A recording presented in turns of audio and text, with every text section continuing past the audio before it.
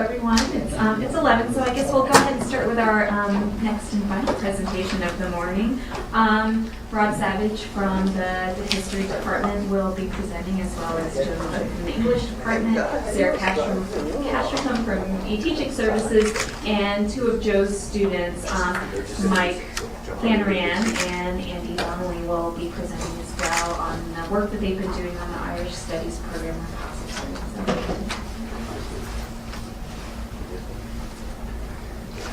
Thanks very much, and special thanks to Beth for all of her hard work, and Bill Porter for helping design this site. As a co-director of Irish Studies, I work with a number of colleagues that are in different disciplines, people from the English department, the music department, and fine arts. And over the years, we've collaborated on a number of projects, and oftentimes we try and work together. We organize courses together and co-teach, and oftentimes we try and share material with one another.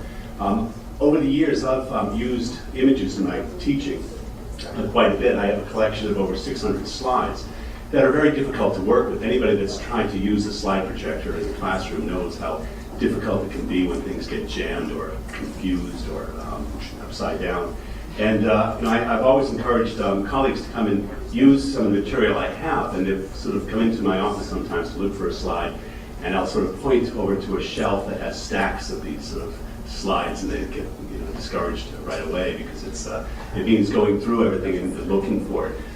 With the repository that has been developed, we were able to put all of the images into one site, which has been really wonderful. We're also able to put together PDF files of articles and essays, as well as primary documents. And this has really enhanced what we do.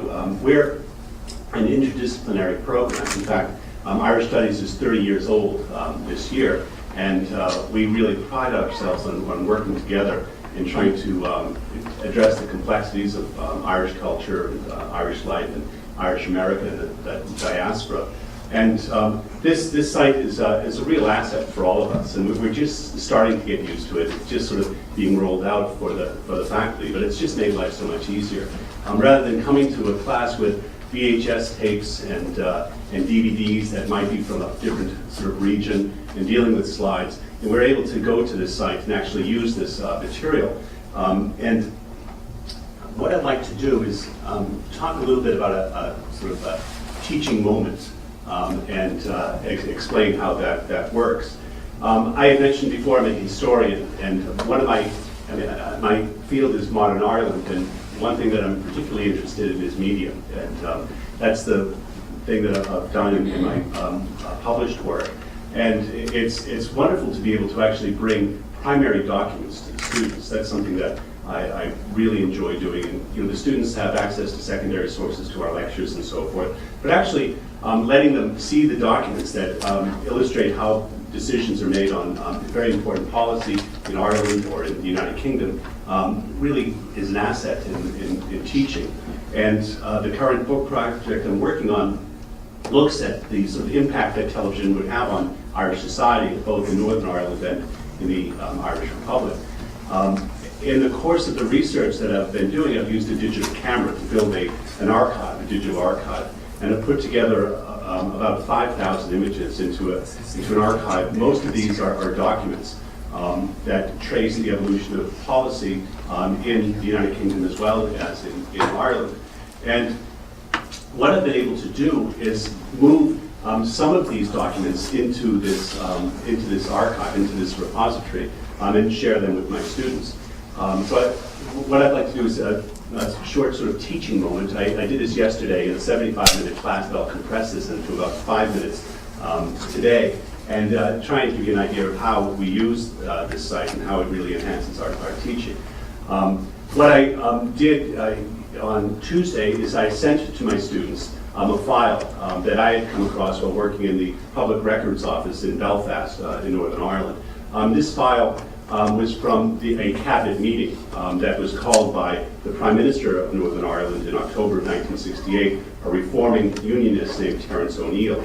O'Neill was responding to a civil rights march that had taken place on October 5th of 1968, a march that really transformed Irish history, and especially events within Northern Ireland. And again, what I would do is send my students this document. Again, these are cabinet conclusions. So in the cabinet, when it meets, when it used to meet in Northern Ireland, there'd be somebody taking minutes, and they'd be in this folder. Again, these are images I took with the digital camera that have made their way now into my students' laptops and into their course books. The actual document is here, but before I actually show you the document, I want to show a clip of film and set this up just a little bit. By October of 1968, the civil rights campaign in Northern Ireland has begun to gain momentum. As I explained to my students, the sort of post-war legislation that makes its way through the Parliament in Westminster in London really transforms things throughout the United Kingdom. The welfare state that's put in place by the Labour government enables young people in Northern Ireland, but also in other parts of the United Kingdom, to gain access to university education. And this will transform life for Catholics and Protestants in the province.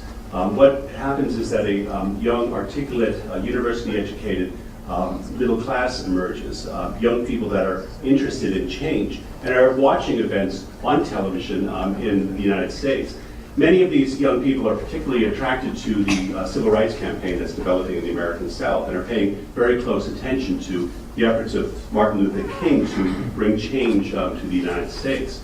And I am trying to emphasize in the class that how television changes things and how it opens up a new window on the world for many people in Ireland. And by October of 1968, there are a number of civil rights marches that are taking place. And the marchers are basically chanting one man, one vote. They're not as progressive as to say, one person, one vote. But what they're referring to is the local election laws in Northern Ireland, which mean that unless you own property, you can't vote in local elections. So many Catholics and Protestants who are tenants are not able to vote in local elections, whereas those that actually own property are able to vote sometimes 3 or 4 times, depending on how much property they own. And this, of course, is something that's the focus of the civil rights campaign. And by October of 1968, a number of marches have taken place, but they really haven't sort of come onto the radar screen in the United Kingdom, or really in Ireland, or in Northern Ireland. But this one march that takes place in October transforms things, and that's because of the presence of television cameras. In fact, this one march, which takes place in the city of Derry on October 5th, 1968, would have 3 camera crews, one from the BBC, one from the Independent Television Network, and one from RTE, which is the national television service based in Dublin. The BBC and UTV camera crews would be disabled. One would have a water hose sort of deployed on them, and the other would be discouraged by being chased away. But the RTE cameraman, a man named Gay O'Brien, actually was in the march and had his camera running with a sound man, and they actually took about 3 minutes of footage that would make its way onto the television screens in the United Kingdom of Great Britain and Northern Ireland, into the Republic of Ireland, and soon into living rooms around the world. And this would really change things. It's a sort of a clip of film that I'll start up here. And it begins by providing a little bit of context with 2 members of the civil rights campaign speaking about what interested them and why they became involved in the civil rights campaign. You might recognize one of them. It's Bernadette Devlin, who served as a member of Parliament from Northern Ireland. Let me go ahead and start this.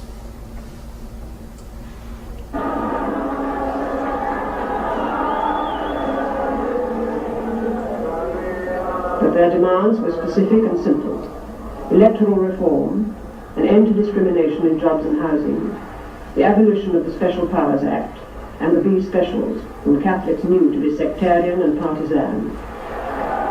there was a united force of the people marching together in opposition to the lack of democratic rights in Northern Ireland. The government had got away for 50 years just blatantly operating the policy of gerrymandering, which was particularly obvious in somewhere like Derry, and they didn't even bother to go to the trouble to hide it. It was quite blatant, and suddenly people said, we've had enough, we're going to protest. These people had tried all the democratic channels, the lobbying of MPs, and had got nowhere. And therefore, as a last resort, they had opted for public demonstrations. I wanted to march and protest. I wanted to sit down in the street. I wanted to tell as many people as I could. But the biggest impetus certainly came from the Black Civil Rights Movement and a feeling among Catholics that if the blacks of America could take on that mighty nation, we could take on a tuppence halfpenny state. Ladies and gentlemen, So this is the beginning of the clip. I certainly hope that in conducting this march in our city, that we will act in a responsible manner, demonstrating to the authorities that our intention is to secure civil rights for the people of our city and not to cause strife or bloodshed in our city. We are demanding homes, employment, freedom of speech and freedom of assembly. We do not wish bloodshed or violence. The march through the predominantly Catholic city of Derry was not to be allowed through its Protestant centre.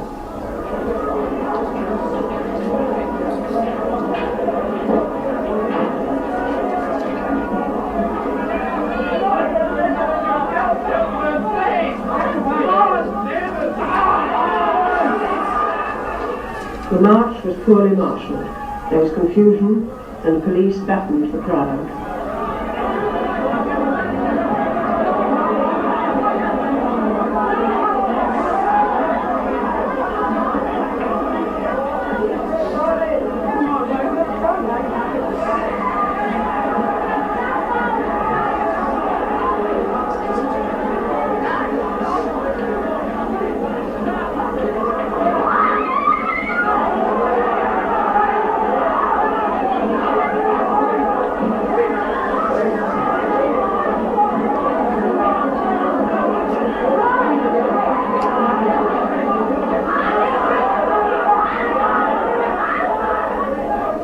This film, transmitted around the world, brought the Northern Ireland question back into the headlines. The civil rights movement had shown that something was sorely wrong in the province. They made the judgment that there was no possibility of reform through the Northern Ireland system, and that therefore they should go to Westminster, which had overall authority. Okay, so back to the documents. After that demonstration had taken place, the Prime Minister of Northern Ireland issued a statement defending the police, saying that they had been provoked and they acted in a very honorable way. And that evening, that clip of film was shown on a program called Tonight on the BBC. It was also shown on RT, and it became it was screened the following night on the three American networks, NBC, CBS, and ABC. And he understood that this undermined his position. And the documents that I sent to the students were from a cabinet meeting, which addresses the demonstration. And just pull this up. It might be a bit difficult to see. But Terence O'Neill is, again, as I mentioned before, a reforming prime minister. He's interested in building bridges with the Catholic community and sort of engaging in dialogue. And around the cabinet table are other unionists that have no intention of entering into a dialogue with the Catholic community and who don't want to respond to the civil rights campaign that's beginning to gain momentum and gain steam. And O'Neill argues that that image has really transformed things, that it's really changed the situation in Northern Ireland dramatically. And again, I'll send the students this document, so they'll be able to get access to it on Blackboard. But he says here, I would be failing in my duty if I did not make it clear to you that, in my view, Londonderry has dramatically altered this situation to our great disadvantage. whether the press and TV coverage was fair is immaterial. We have now become a focus of world opinion. Indeed, we know through official channels that the embassy and the IDeS, which is the British Information Service in America, have been under intense pressure from the American press. And what happens is that O'Neill says that this has changed things, that that short clip of film making its way into the television screen and into the living rooms around the world has really changed things and put pressure on his government. And what happens a short time later is that O'Neill is summoned to London to meet with the British Prime Minister Wilson, who demands that serious reforms be put in place. And the point I'm trying to make to the students is the power of the media and the power of television and how this has really sort of changed things. And that sort of teaching moment, it used to be that it would be very difficult to do because I'd actually have to find the documents, make Xerox copies of them, give them out to 40 students, bring in a VHS tape and actually cue it up, and it would it'd just be difficult, and something would inevitably go wrong. But now it's so much easier, and so much easier for me to make sure that the students have access to this material. It just again makes it easier for me as a historian, enabling students to actually work with primary records or resources is tremendous, rather than just listening to me or reading secondary books and textbooks. To actually for me to share my research with them in this way, it's just really enhanced what I do. And I'm going to I'll just go back to the site again very, very quickly. Bear with me just one second. I want to leave things, turn things over to Joe Nugent. But before I do, I just want to just show you the website. Again, this archive enables us, all of the faculty, to pull images and pull information from this source, whether they're photographs, maps, documents, articles. They can all be brought off this site and into the classroom in a way that's really changing the way we teach. And at this point, I want to go ahead and turn things over to Joe Nugent. He's going to talk about the work that he's been doing on Ulysses with his students Andy and Mike, who are also going to be involved in the presentation. So Joe, I'll leave this with you.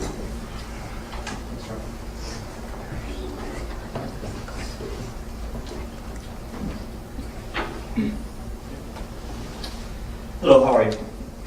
I was looking at the online at the strategic plan, and in that you'll find Professor Vice Provost Pat Lou. She's describing, imagining the benefits to faculty of the new Institute for the Liberal Arts, of which she's chair.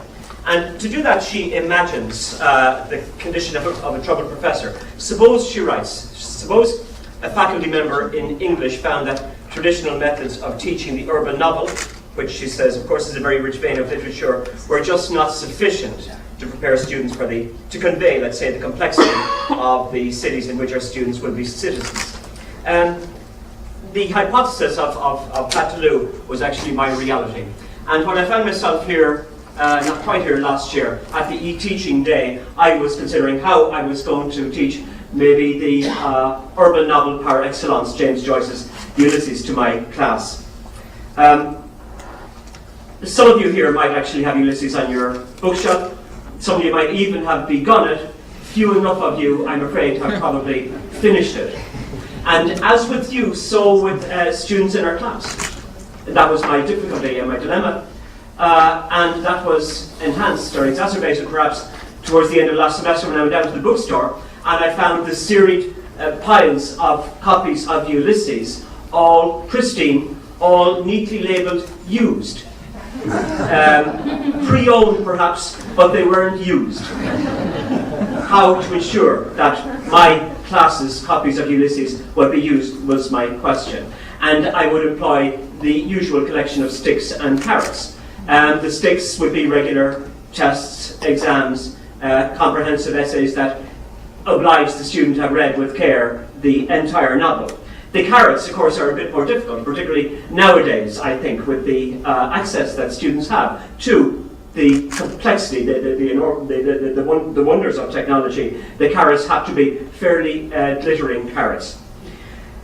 there are a couple of principles underlying my teaching that I employed in this class in particular. And one is the necessity in a text like this, the absolute necessity for group work. It seems to me that to read this book on one's own, it can be done, but with little enough profit and with very little pleasure, I think. The benefits of group work is very apparent to me through a group that I have reading Finnegan's Wake here on campus. In comparison to Finnegan's Wake, Ulysses is a stroll in the park. This more or less impenetrable book can really only be read by groups. And I should say that over the 3 or 4 years that I've had this book, I think with great success, but with great slowness, we've been enjoying and successfully reading Finnegan's Wake. So the importance of groups was one of the first parts, first necessities in this class, I understood. Now the second one is something that perhaps you also understand, and again it's a function of the technology available at the moment, and that is that to motivate our students properly, we have to understand, of course, perhaps we've always done this, that they can't be simply absorbers of knowledge, but that they have a right to be and expect to be producers, manufacturers of information, disseminators of knowledge. So this was what I wanted to bring to my class. I wanted to enable them to, in fact, produce stuff that would benefit others. And happily, technology enables us to do this. The particular technologies that I've used in the classroom is what I'm going to talk about today. But just to remind those of you who haven't quite got to the end of Ulysses what that book is about, it's set on one single day, June 16th, 1904. It's set in the city of Dublin. It traces the movement of two individuals, Stephen Dedalus and Leopold Bloom, as they walk across that city from 8 o'clock in the morning to 2 o'clock the following morning. It's written with such detail that Joyce liked to believe that if the city were destroyed the next day, that in fact it could be reconstructed simply by reading this book. So it seemed that an obvious way to produce the backbone of this project would perhaps be to have on a map of Dublin, to trace, so to speak, the movement of these two individuals across that map. Happily, the map of Dublin today, and the map of the centre of the city, that's to say, is not entirely different from what it was at that time. So we were able to use Google Maps, and particularly we were able to use the collaborative capabilities of Google Maps. The group who were in charge of this are 5 students, of whom one of my students, who's going to speak to you now about it, Andy Donnelly, was the leader. Andy, if you don't mind.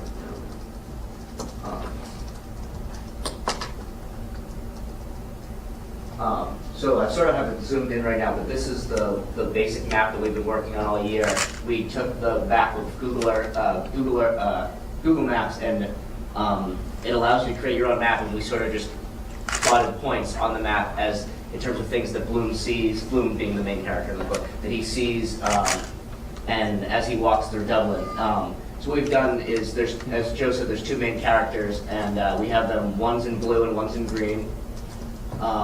And their paths are traced around, but a lot of what happens is a lot of it is described as it happens, but then there's a jump in the next chapter, and so based on the map, we've been able to sort of interpolate what happens in between the chapters.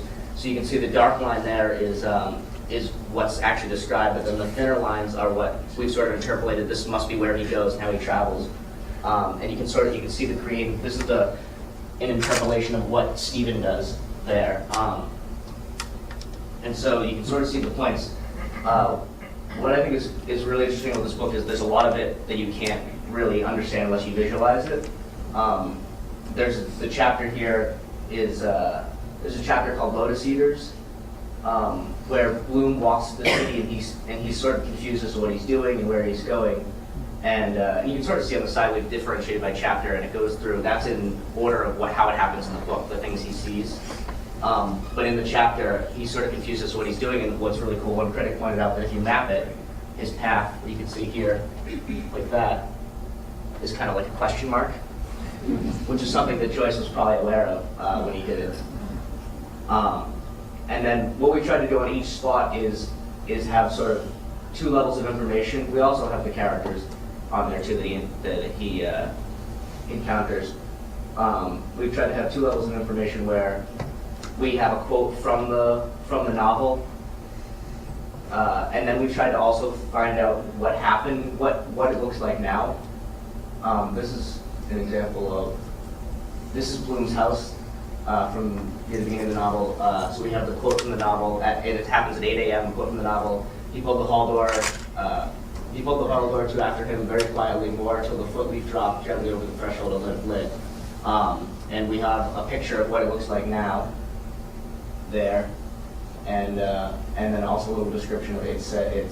This one isn't really complete as to what it is now, where the Matter Private Hospital sign now stands. So we're trying to do that with all the points, try to come up with what. So if a person, one of the goals I think Joe will talk about later is that a person could walk through Dublin and sort of participate in Bloom's Walk and also see how things are now compared to how they were in 1904. I say that's not in fact actually as it is now, indeed as it was then. But the door happily was preserved. So we're able to embed these images into things. So the visual aspect of the thing can be done relatively easily. Now there's one particular chapter that caused us especially difficulty, Wandering Rocks, one in which hundreds of characters are seen, let's say, by the narrator, by the organizer of this text. How to get all that information onto the map, of course, was going to be a very difficult question, and happily Andy came up with some kind of a solution. That's rather nice. In this chapter, there's like 30 different characters that Joyce follows through Dublin. It's called Wandering Rocks, and so they're supposed to all be the wandering rocks that they bump into each other, and it's really cool. And so we've tried to do this to sort of visualize it. You can see the quotes come up as they happen in the book. But what's really cool is all these characters are moving at once, and we've managed to actually have them all moving at once. And so as they'll bump into each other, the quote will appear. And there's a cavalcade that goes through and sort of sees them all at the end and rounds it all up. So I think that's pretty cool.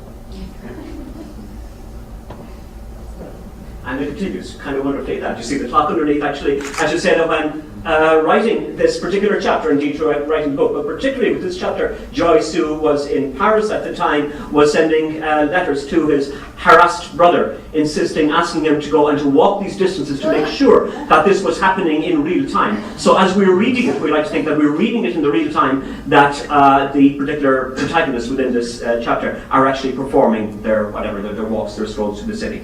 Thanks very much, Andy. So that's, I think, reasonably impressive, but that's not all. That would be, you might say, producing a streetscape, and that's initially where we are. I said that's the backbone of the project, but there's flesh to be put on it. And the flesh actually arises out of my own research, which has been recently about transformations that occurred in the register of smells as part of the process of embourgeoisement that happened throughout Europe and America, but particularly in Ireland over the 19th century. So my interest was in the sense of smell, and that is a part of the discipline, the interdiscipline, I suppose, of sensory studies that somebody might know about. In a recent textbook on sensory studies, there were contributions, typically from, and this is not atypical, so to speak, by not just people in literature, but experts in history, psychology, philosophy, architecture. Sensory studies, I'm saying, is a multidisciplinary area, excuse me. So, my approach to this book with my class is to examine the travels through Dublin through the individual senses. So apart from Andy's group, there are 5 other groups who are dealing with taste, smell, sound, etc. So the smellscape group, their job, each of those have got 2 jobs. The first job, I'd say, is the listing of the individual sensory inputs in the chapters of this novel, chapter by chapter. This is pretty comprehensive and pretty demanding task. But let's look, for example, at what the smellscape group were doing. Can we see that there? This is done, I say, using wikis. Wikis is the perfect tool for this. So what you see there is chapter by chapter. We're starting Calypso, and maybe we'll go down to the chapter called Aeolus, a windy chapter. On Aeolus, my students there, for example, are listing, are we on the listings here? I'm sorry, I really meant to be the Tastescape. I should have said the Tastescape. We start off with the Tastescape, excuse me. Yes, so here is the listing actually of a chapter. The line numbers on the left-hand side, the quotations here in the middle, and if we go on some distance, we will see perhaps maybe line 220 or so, is that the one? Where there's a reference to, I think, to Vartry Water. Now here would be a kind of a text that my students wouldn't quite understand. They would get some idea about what's going on, excuse me, look there, what do we say? Tenderly bloom over liverless bacon, saw the tightened features strain, etc., etc. Flawn the glass, fresh Vartree water. Now, the students aren't going to understand what the word Vartree means, but happily, we can tell them. Because this is a process in many ways of culture and archaeology. Let's go down to the bottom of that page where we find that another of my students has entered a link there which brings them directly to Vartree waters, and it will explain that Vartree waters actually was a particular type of water that was being produced in Dublin, and it gives the history of it and the architecture and whatever else. So that's the first part of that. Now we don't just stop, of course, I'm afraid, just glossing. I have my students doing something rather more, and that is producing a text that's about cultural retrieval. And here, if we look, Andy, if you don't mind, at the... Which one are we looking at now? Smellscape? Smellscape, okay.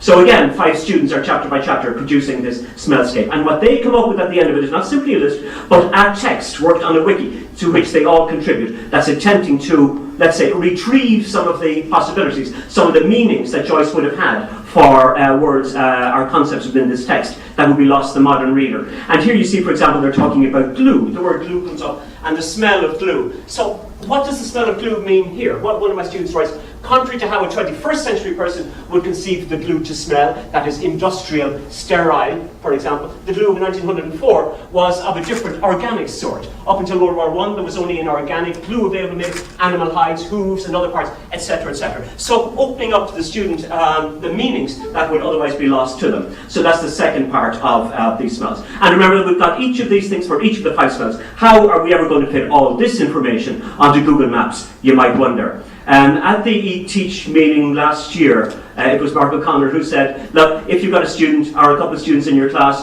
who are adept at technology, grab them to your breast and hold on to them. Happily, I had another student in my class, Mike Hanneran, in fact, who could tell us something about technology and working over this problem. Hi, I'm Mike Hanneran, and I'm part of the IDeS mapping group. And one of the problems that we sort of perceived early on about the map as well, it's great that it has all this information on it. Okay. At higher resolutions, and as we get further through the chapters, it gets to the point where there's so much information that it's really not readable anymore. And that would only be further exacerbated if we added the sensory data on there. But fortunately, Google releases a lot of their code to the public. And so what I've been doing is I made an HTML website, and in that I've embedded a Google map where you can sort of apply filters to the data that we have available from the big map. Okay, I guess my pictures aren't coming up. Okay. But so essentially what we're doing is we're making it so you can sort of layer the data on selectively. So like if I only want the information from chapter 1, specifically pertaining to Stephen Bloom, or I'm sorry, Stephen Dellis or Leopold Bloom, I can exclude all the other characters, or I can add or remove, say, the sense of smell over taste or anything else. So it allows you to sort of prioritize what kind of information the map is delivering to you. So maybe it's working out. So this is kind of what the user interface looks like right now. Our code isn't fully functional yet, so this is just a picture of it. But what we're doing is this is the Google map with no information on it yet. But then on the left here we have we have all our filters over on the left, and so you can sort of add or remove things selectively. And then from there, it'll once you've decided what you want on your map, it'll render it for you at the end. And so the web page itself is done in HTML. The commands that control the Google map are done in JavaScript, and then we're storing all of our data in a JSON database, which just allows us to sort through all of it easily. And so this way we could, I've just included 3 characters here and from the first chapter, which really isn't that movement intensive. But it just allows us to see the whole thing more easily without having 1,000 data points on the map at once. Thanks very much, Mike. That's really great. So you get an idea of what we're doing and where we hope that we'll be going. At the end of the day, we're going to have this map, and we'll have about the variously accessible layers of flesh built around the 5 senses. Where this goes from here. We've been able to produce this much with just the dedication of my students and all the other students, I should say, in class, plus some contributions from the Irish Studies program. But just halfway through the semester, whatever else, we managed to do this. We think we can go an awful lot further with it if we get some funding, and I certainly intend to continue this in other Ulysses classes I teach. by next summer, if I do manage to teach at least a class on Joyce in Dublin, I think we'll be able to actually use this information on the ground, and that's what it's directed at, so that the students there actually on the ground will have all that information available to them as they walk the streets of Dublin. There's no reason why this shouldn't actually be on the public in the public domain, and that the people who go to Dublin shouldn't be able to say, I wonder what Stephen Dennis was doing between 3:30 and 4:30 and find it here on their Google Maps. I might go even a little bit further. We're considering perhaps even making this available on handhelds, on GPS systems. So the possibilities there, of course, are absolutely wonderful. And that's even just as we're talking about Google as it is. But the possibilities that are opened by Google Street View gives us maybe a way in which more three-dimensionality could be added to this thing. So as the technology from Google becomes available, I hope that we'll be up there actually piling our stuff in, and this ongoing project of ours will expand wonderfully. There might be a question about actually what this has got to do with you, or what you can do with it. It seems to me that any texts, for example, that are about the cities, that are about a city, or indeed about any country, in history and literature, surely there are possibilities open to anybody. If you're teaching the history of the French Revolution, surely there's ways in which this can be done.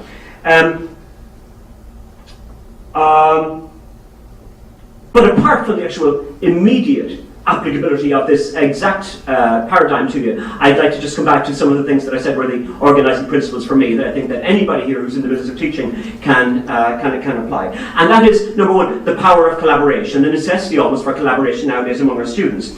The second one I said is the motivational power of knowledge production. My students know that this stuff is going to be going out there, benefiting their peers, benefiting other classes who are coming out there, perhaps even benefiting the ordinary person in the street who might make use of what they're doing. And in alliance to that, the ability of technology to tap into your students' creativity. There were a couple of other things that I considered here. For example, again, I'm just producing knowledge for other people. I haven't used them, but they're there for you if you want to. How easy it is to get your students involved in producing, say, a Wikipedia entry. They know how valuable Wikipedia is, and what characters in history, or whatever your discipline is, what is not on Wikipedia that your students can produce a semester actually filling in. One other thing that I had thought to do in this class, we don't have time, obviously, we're engaged in many other things, was I had thought get the students to collaboratively produce, again, using wikis, to produce a student's guide to Ulysses. I think that this is a possibility in so many disciplines, so many classes. So there, that's all I have to say for the moment. I'd like to thank my students terribly much, these two here, and all the others in my class for doing this work and this ongoing work. Thanks very, very much.